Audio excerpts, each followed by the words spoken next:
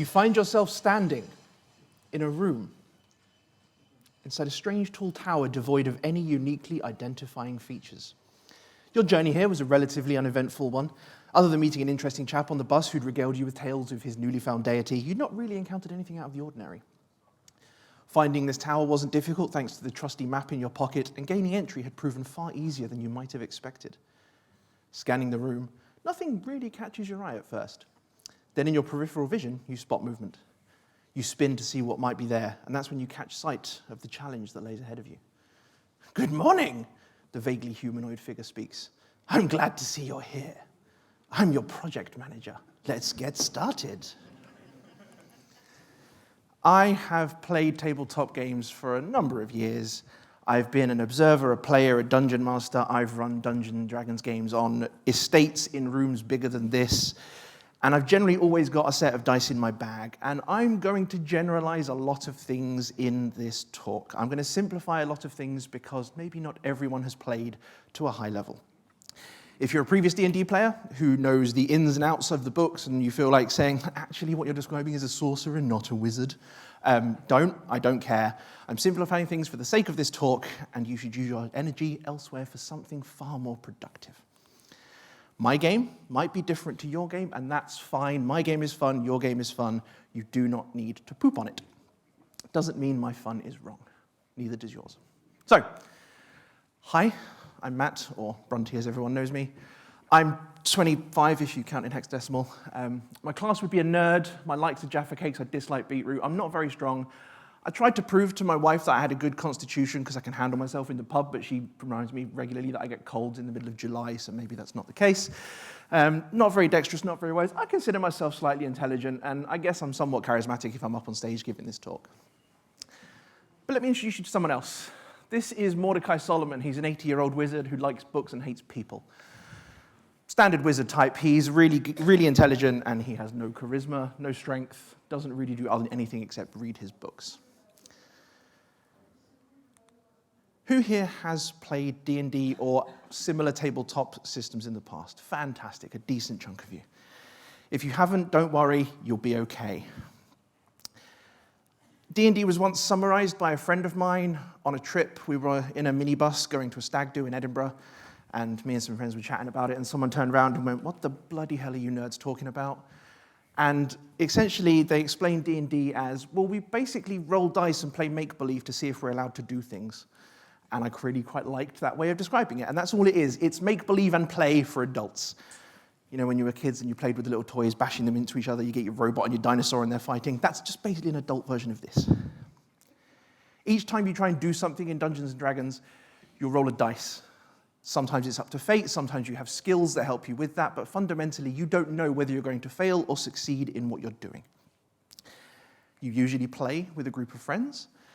One person leads the game, they guide you through things known as the Dungeon Master. And I give you this just as some background, so if you've not played before, you can get a sense of the sort of thing that we do. Now, just breaking down the name of Dungeons & Dragons, fundamentally, we've got an environment that we exist in and a problem that we need to solve. That's all a dragon is. Now, when we're working in teams, we're working in an office, at home, an environment, wherever that might be, but we're a common group of people working towards a common goal with a problem to solve. It's probably not a dragon. If you're working on defeating dragons at work, where do you work? I want to come work there. But typically, it's building this latest feature that marketing have sold that doesn't actually exist yet. How we get there and how we do that is mostly up to us. Now, the Dungeon Master in our world is the world builder. They set the challenge, they steer the story, they try and guide the players through the adventure. Some people play an antagonistic Dungeon Master style where they see it as a challenge. It's us versus them. I typically don't get on well in either being that type of Dungeon Master or playing with that type of Dungeon Master. Ultimately, everyone should have fun. Everyone should get something out of this. A good Dungeon Master will ensure that everyone has a good time. Much like the people in your jobs that are outside of your team, they might be trying to steer you, guide you, push you in certain directions. But fundamentally, it is the group of people doing the work that make the final decision on how it's done. the Dungeon Master is just there to steer. They're not there to say, this is what you absolutely must do. The team, the party, the adventuring group might go in directions you don't expect. As a Dungeon Master, you set up a quest for them to venture into the woods and kill a troll, and they decide to go drink in the tavern for 3 days straight and go on a bender. If you want to allow that as a Dungeon Master, because it could be a fun experience, sure. If you're time limited, maybe you try and push them on the right track. But that's where being a Dungeon Master who's got the experience in knowing what is it they need to do, where's the end goal here, that's what matters. How they get there, leave that to the party. They're the ones that are doing the work. If you don't trust them to get the job done, why did you hire them? So our story begins with you. And in D&D, there's attributes, there's alignments, there's morals, backgrounds, ethics, skills, different things that each player has that makes them unique. How good you are with specific things depends on all of this. Each type of player, character, prioritizes different things. Some things are innate to them. Some things are things they choose to work on. Just like in real life, everyone has different backgrounds, experiences, skills, and every single one is useful. For example, an alignment. Your alignment is essentially a categorization of your ethical and moral perspective on the world. Most versions of the game feature a balance of good and evil, law and chaos. Do you follow tradition and sacrifice yourself in order to save others, but perhaps you're closed-minded to new ways of doing things because tradition says you must do it this way? Or do you adapt and act flexibly to the situation you're in, but potentially it's a bit chaotic and no one really understands where you're coming from because they can't plan appropriately? Do you protect others? Do you self-serve? Is it for personal gain? Is it for group gain? Having a mix in a team is actually often a really good idea. Try not to have anyone on the evil side of things. That's a weird mix there. I'd rather take chaotic good than lawful evil. I'd rather deal with chaos than being evil. But if you just have everyone who goes on tradition, that's just the way it's always been done, you're never going to progress. They're always going to be doing things the way it's been done before, and you're never going to find the new ways of doing things and move forward as a company. You might need someone to speak up in disagreement with the boss in your team. You might need someone to be able to push back against those decisions being made.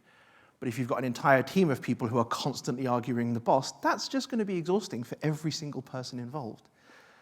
So maybe not everyone being chaotic in the sense of willing to push back and argue about things is a good idea. My alignment, depending on who you ask, is going to be neutral or chaotic good. If you ask my boss, they might say chaotic. If you ask my co-workers, they might say neutral. But that's also an element of perspective, how other people see me. I consider myself neutral, but people in positions of authority might see that differently because I'm pushing back on them about why things are being done. Sometimes I feel like a toddler asking why. But when you've got people who just say, do this, don't just always blindly follow it. I want to know why. If I don't know why I'm doing something, I don't care about it. So, as developers, we all know the magical code wizards. Those buzzwords that get used by recruiters on LinkedIn. In most RPG-like games, I tend to gravitate towards wizards. They're usually quite complicated to play, and I just like making life difficult for myself. But that's because I'm a massive nerd. The magical and mystical code wizards are the people that seek knowledge and power. They crave things that are just out of their reach, but they're usually highly intelligent, solely focused people, and they wield some sort of strange magical power that no one else in the company knows how to do. In D&D, they get Fireball, which is a really good spell. So in our example here, we're going to be using some technical and complementary skills. We've got testing algorithms and databases, communication, agility, and creativity. Wizards, get them to implement every algorithm within your system because they are going to be, they're so good. They don't know how to talk to anyone. They don't know how to be really agile in terms of anything. They don't care about testing. I'll test it in production. I've written the algorithm. It'll work. I'll go fight the dragon, and then we'll see if it works. That's the time. Perform under pressure. They're the sort of people that there's that everyone's got that file, that particular class in their code base. It's several or tens of thousands of lines long. There's a comment in it somewhere down the line that says, just don't touch this. We don't know why it works, but it does. Probably written by this person. But they're great, right? So we have a party. You walk into the tavern. You've been sent here to seek out a few other people for a task of great importance. You head to the barkeep and you buy a drink, and as you turn, you see the first person you're meant to meet. Strolling over to the quiet, low-lit table in the corner of the room, you jovially slam your drink down on the wood. Greetings, you exclaim. I'm Mordecai, senior engineer. I might be 80, but I'm as good as they come. I'm agile and fragile. The lady at the table sighs. You're who they sent, typical. An old man who's as frail as he is annoying. Well, I guess you're better than nothing. I'm Makaria, senior software engineer. Suddenly a third voice pops up, seemingly out of nowhere. Ebenezer, senior software engineer and back-end specialist. I'm assuming you're all here to meet me. Hey, everyone. Another voice pops up, and everyone looks around. They can't see anything. Down here, you oblivious fools, and everyone looks down. The party looks down and sees a gnome standing before them. Covered in elaborate jewels and elegant robes, she has a smile on her face and a sparkle in her hand. Kara's the name. Back-end software is my game. So we have our party, our team of people to tackle this challenge that's ahead of us. As we know, wizards are great, so we have a party of the strongest players and the strongest character types in the game. Everyone wants to play the wizard, be that shiny spellflinger, be that magical code person who can solve the problems that no one else can, swoop in at the last minute, steal victory from the jaws of defeat, and get all the praise from management, despite the fact that they're probably the person who caused the problem in the first place. Everyone wants to be the hero in their own story. They all work for their own purpose. They have the best ideas. They don't want to be told or need to be told by anyone else what to do. I'm the code wizard. I've got this. So if one wizard programmer is good, then like a whole party, we're rocking here. The vaguely humanoid figure reappears in the doorway. Hello, team. The client has asked us to venture forth to the castle of continuous integration and retrieve the crystal of unending technical debt. This is a task of great importance. And at the end of your quest, a reward of bowling and jam-filled nuts of dough awaits you. Immediately, all four wizards look very excited and exclaim the exact same thing. I know what I'm doing here. We can use the path of the 60-minute stand-ups to reach our goal, cries Mordecai and runs off. Makaria chimes in. Yes, but I have this map that clearly shows the clustered caverns of Kubernetes are the best way to reach this castle. Kara immediately runs off shouting, I'll go seek out wise old Mage Azure. We can use the magical construct of machine learning to aid us in our journey. Ebenezer sits quiet for a few seconds. He turns to his computer, types away. Not speaking to anyone, he turns back around a few hours later and says, I've done it. Once again, I've saved the day with the scroll of GPT. We don't even need to go to the castle. I've done it from this desk. So that team of wizard programmers, they're great. No requirements gathering, no clear direction, no communication, each working for their own goal, with their own purpose, their own technology. There's no team. It's a group of four wizards who just happen to be given the same task to work on. They all run off and frantically solve the problem without actually considering anyone else within their team, their organization. But they have their books and they're smart and they know this. So that's good, right? Who likes do first, plan later? How often does it turn into do first, plan never? There's a just do it attitude, and it can have its place. There is a time and a place for this. Sometimes you just need to get on with it because there's a massive time crunch, or you've been given, hey, Matt, go and do this thing. You've got an hour to do it. And you go, well, there's 3 hours worth of work here, and you just have to get on with it. But typically, this is not the way to go. And anyone who puts you in this position just is one of those people that it's an emergency on their part, so now it's your problem. We have a team of wizards, a team of know-it-alls, a team of people who all think they have the right answer. And in D&D, if you played that particular group, you might last a couple of games, and then it's going to go really badly. In D&D, a good party is made up of a mix of people with different skills, different ideas, different backgrounds, different alignments, different types of character. A fighter, a warrior, a wizard, a rogue, a cleric, whoever that might be. You're not always trying to kill dragons. You're not always building the next groundbreaking, going to make our stock price triple feature. You're trying to hunt down that bug that no one's been able to fix in 3 years because no one can work it out. You're not always trying to revolutionize the industry that you're in. You're just trying to get through the next particular feature that helps some sort of internal tooling and fight off that guy Steve in finance who keeps sending you cat pictures.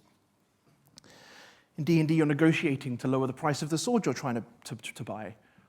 Or you're trying to negotiate with stakeholders to say why the thing that they want, where the little astronaut on the background goes up and down in an animated fashion, isn't important when you've got bigger things to do. So a balanced party leads to much better possibilities. You don't always have to take the same approach to things. You've got someone who's great at communications. They can deal with the external stakeholders. They can fight those battles for you when you don't necessarily want to. You've got your wizard. You need someone who's good with that back-end stuff if they need to. You've got someone who can think creatively and outside of the box, and someone that helps with the resilience of the party and just getting through it when it all seems hopeless. You're not running off to charge through code as soon as you're given the requirements. The fighter doesn't just deal with the comms, but that's their strength. The wizard doesn't just deal with algorithms, but that's their strength. As a developer, the best code you can write is no code. You're problem solvers first and foremost. So the better you can think in multiple different ways as a team, the better you're going to perform when it comes to, actually, how do we approach this? So now we have a new party. A few minutes after silently disappearing from the doorway, the project manager reappears in a puff of smoke next to you. Team, our clients have heard of this amazing new technology that all the other adventuring parties are using. As such, it's a requirement that you take this, the model of large lies, and complete your task using it. The project manager disappears in a puff of smoke once more, leaving behind a large carved stone monolith, maybe 5 foot on each side and 20 foot tall, with runes that make no sense all over it. "Oh, how are we going to use this?" complains the wizard. "I can't carry that. This requirement's going to slow us. We're not going to get it done. I can't see any reason why we need to use this model of large lies in any way." Fighter steps up, chest puffed out. "Forget it. I'll deal with the stakeholders. I'll take on the stakeholders. We'll negotiate. Fundamentally, we're the ones doing the work, so if we choose to use it, we will. But just because they've told us to do it doesn't mean we have to." If you're given a requirement by your task giver, be that your dungeon master or your project manager, in D&D, the typical approach to any kind of conflict is I draw my sword and I stab them. Doesn't work so well in an office, but that doesn't mean you have to be confrontational. There's negotiation that can happen. You can talk to them and explain why this thing is really silly. No, I don't need to use an LLM to implement this new thing that I'm doing. Just because everyone else is doing it doesn't mean we have to. I know that's the big word in everything at the minute. The external entity will give you the goal that you need to reach, usually. Some teams are self-governing, in which case if you're in that, great.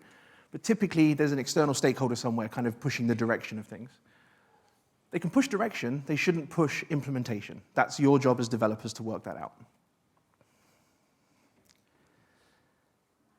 But know your battles. Let the right people deal with that sort of thing. If it were the rogue talking with the stakeholder, maybe they do stab them, because rogues are stabby people. But if it's the fighter, they may be a bit more reserved. If you're the person outside of the team looking at this going, "Yeah, but they just don't know what they're doing. I've told them to do this and they didn't do it." Trust them, don't control them. Because why did you hire them if you can't trust them to get the job done? If, as an external person controlling it, trying to control a team, you're just playing chess with these pieces on the board of the people that are in that team. What you actually want is not a team of people to solve problems for you. What you want is clones of yourself that can do the work because clearly you think you can do it better than them. And I bet you money that you can't. Micromanaging is not healthy. If you're being micromanaged, speak to someone about it. So, you set out on your journey and everything's going well. Along the way, you've met some people on the path you're on. You've camped out and kept monitor for anything that might actually seek to attack you in the night. Steve from finance who keeps sending you cat pictures. And an often cited thing in these sorts of group exercises is Tuckman's stages of group development. Now, I used to sort of look at this and go, actually, yeah, that seems to make sense. I've experienced that myself. But it never quite sat right. The idea in general is that there's 4 stages: forming, norming, storming, and performing. And those are stages that every team goes through in order to become a functioning team of people working towards a common goal. When you're forming, you're independently behaving team members. You're motivated, yeah, new team, let's go. But you don't know what the team objective, the team morale, the team goal is. Storming is a typically ongoing process, but it's loudly formed opinions. It's people trying to sort of, find their place, getting their elbows out and pushing people around a little bit. Typically, it's not terrible.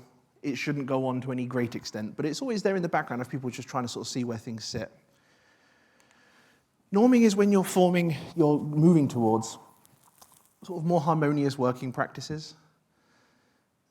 The team generally agrees on the principles of how they do things, where they're going and where they're moving towards. And performing is when everyone is motivated. They're all aware of the goals. The team itself is pushing things forward because the team believes in what the team is doing. They're knowledgeable, competent, motivated. They're all aligned. That's when the team is at its most effective. You wake up one morning with the sun already shining brightly in the sky, and you hear a voice excitedly say, "Do you folks mind if I join you?" You see an elven figure with a green robe and flowers in their hair, and it would appear you've come across a druid who wants to join you on your quest. Now, it's going to happen in real life. Not a druid, that would be very odd in my job, but someone who's going to join your team. And when you have that, you don't have a changed team. Teams are immutable. You have a new team. There's a new set of balance because no one knows what the new dynamic is because this person brings in a whole new set of skills. When we consider it, the druid, actually, they've got a new set of skills that the team didn't have before. They're really good at testing. So where does that sit with everyone else? If someone was taking on that kind of burden before, well, that person's going to feel put out of place. They're not going to, someone's treading on my turf. But because of this isn't an existing team that's just changed slightly. We are fundamentally a whole new team because that one person being displaced displaces everyone. Everyone sort of readjusts and finds what they're balanced in. Because of these new backgrounds, these new experiences, these new skills that this person has brought to the table. So, it's this all over again. Now, there are some people who like the sort of, I say chaos, it's not always chaos. I'm someone who likes stability. I like to invest myself in a team and a product and get to know that on a very deep level. I know people that very much enjoy more style of work that we might consider agency work, where it's shorter-lived projects and you can kind of bounce around and self-organize and that sort of thing. My way's not right, their way's not right. It's just what works for each of us. So I like getting to that performing stage where the team is stable, but obviously there's things I can't control. Someone will leave the team, they find a new job, they get a better offer. Someone new comes in because we've got additional requirements, because we need a higher headcount, because we've got this. Those are things I can't control. But trying to maintain that stability, that works for me. But self-organizing in teams for particular projects works for other people. You might sit within a general department in the company, but working on a particular project, a bunch of you get together and go off in your own new little team. Well, that team's got to form, storm, norm, and perform because they haven't worked together before. They've got to get used to what that dynamic looks like, who's doing what and why. You have made great progress on your journey. You're nearing the castle, and your fighter turns around to talk to the team as you make your approach. You don't know what might lay ahead. Right, we can see the castle in the distance, just at the top of that ridge. Rogue, can you go and... He looks around completely baffled. Where the bloody hell's the rogue gone? You realize your rogue is nowhere to be seen. You're going to have to backtrack and see if you can find the spot at which point they disappeared on your path.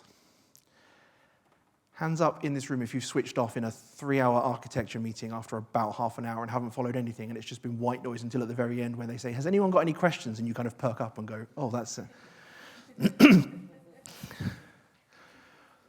It's happened to me in an hour-long discussion. That's too long. Whiteboarding discussions, long technical discussions.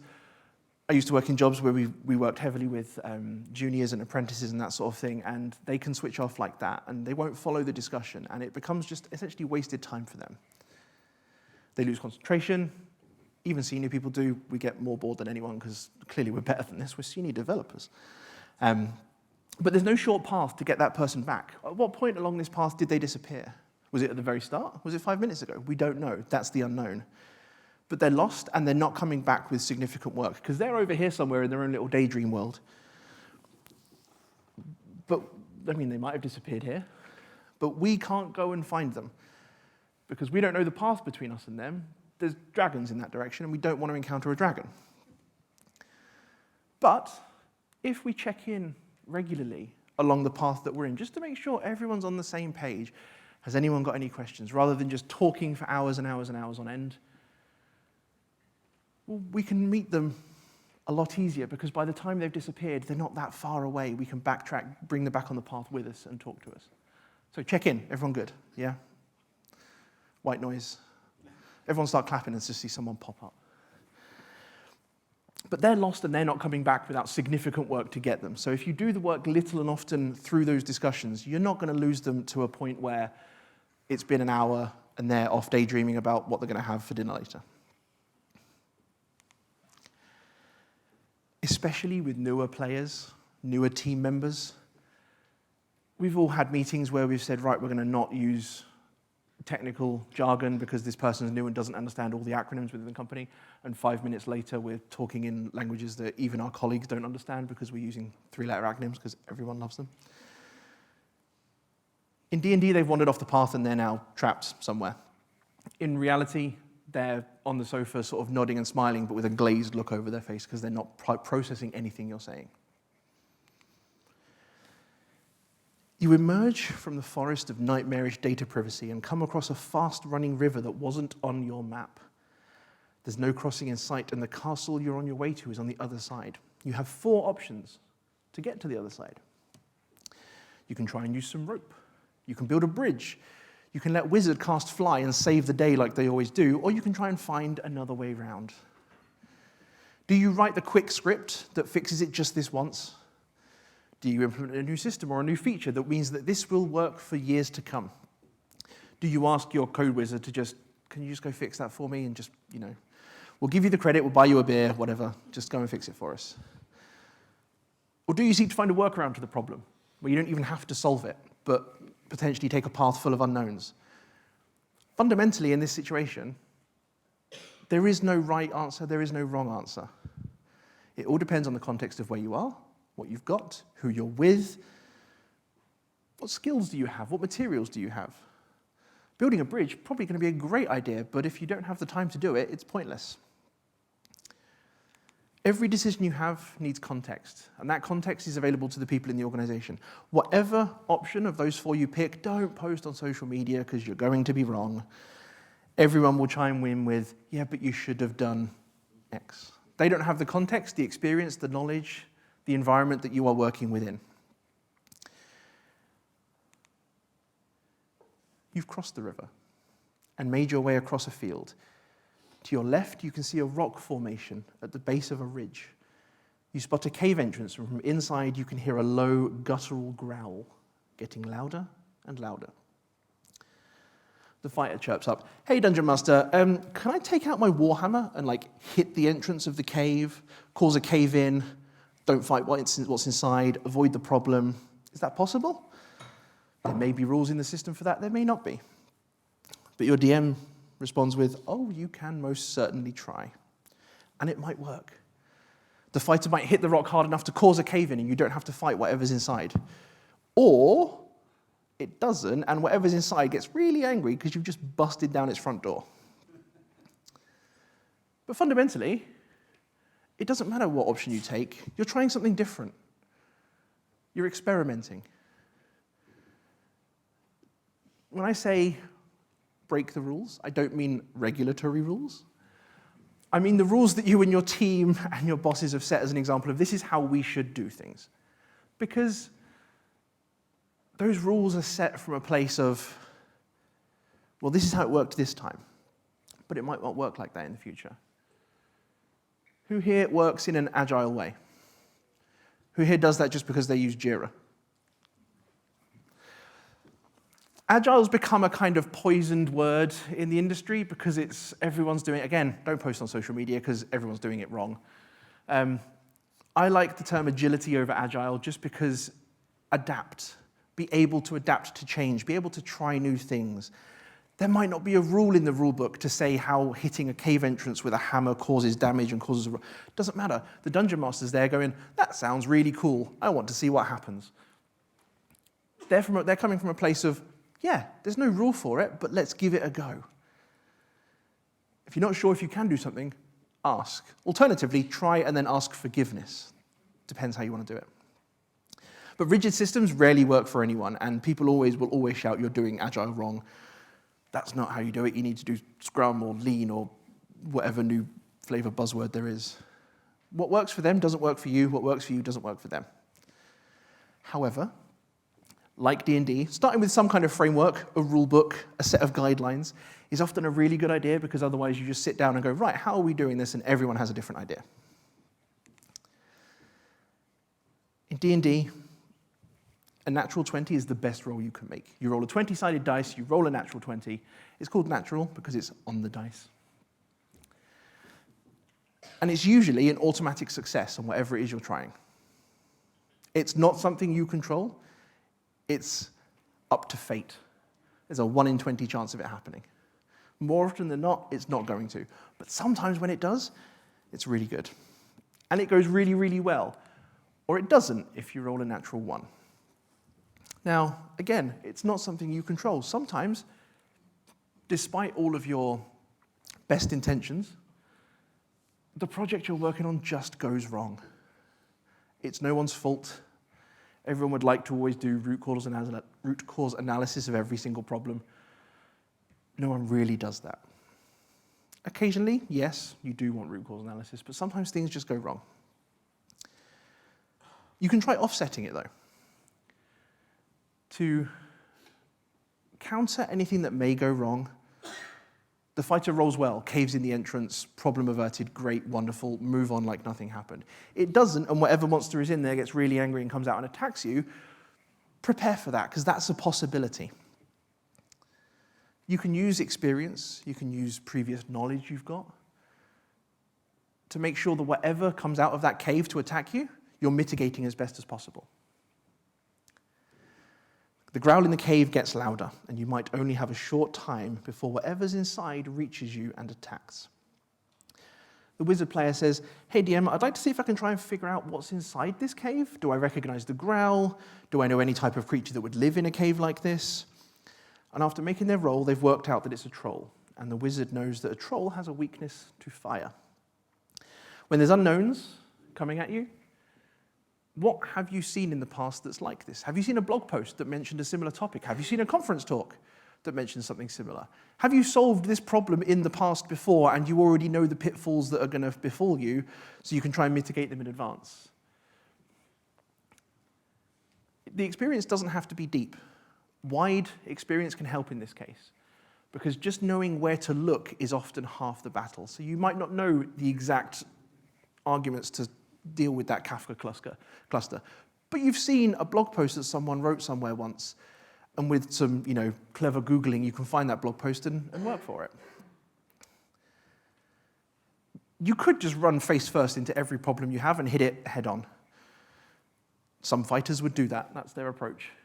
But it's not effective. Take a few moments and step back. Consider the surroundings. Consider what have you got right now that might help you deal with this. The troll, however, also has a chance of damaging anyone who hits it with acid from its wounds. The wizard keeps this information to themselves because they don't feel the need to share it with anyone else. The troll bursts out of the cave with a mighty roar. The party engages it in combat, slashing and attacking in every way they can. But after such a long journey, they're tired.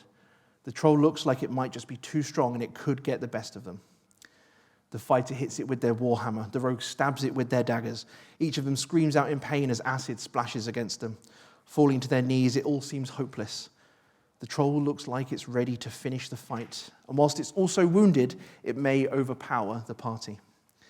The wizard is studying things carefully from afar, like all Co's wizards do. They say the 3 words that every dungeon master loves to hear. I cast fireball. The troll falls to the ground defeated. Your party turns around and thanks the wizard for saving the day once again. However, the wizard kept the single most important piece of information to themselves.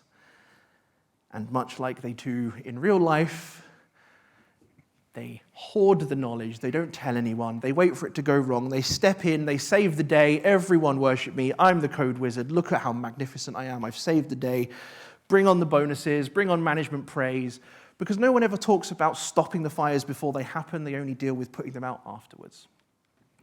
That makes someone look good, that makes someone look heroic, but if there's no fire in the first place, that's the better result here. Knowledge silos are a massive barrier to effective progress and effective teamwork. Any information you have about a particular topic or subject, share it with your team because it doesn't benefit you to hoard it. You might think you're creating job security. Well, if I know this, then they can't get rid of me. Trust me, they can and they will.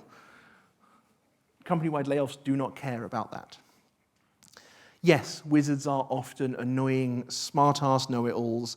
They've got a superiority complex and a hero complex and a knowledge complex and a everything complex. They want to be the person who one-ups everyone else. They want to steal the glory, steal the victory. But what they need to realize is that you're working in a team. You succeed as a team, you fail as a team. If the team fails, then you as a wizard have failed. If the team succeeds, then you as a wizard have succeeded. Raising one person above the team is not the way to do it. Sometimes you need that wizard to go and fix that problem because you just don't have time. It's 4:30 on a Friday. I want to go home. I'm going away this weekend. Can you just go fix the problem? Sometimes you need that. But if that's all day, every day, you're going to have a bad time. You look up and realize that a large hill stands between you and the castle. Stood at the base, after everything that's gone on, you're not sure if you've got the energy to push on, but you decide to anyway. You're so close. You'd forgotten that in the final moments, you can often require more of a push than you have in the entire rest of your journey.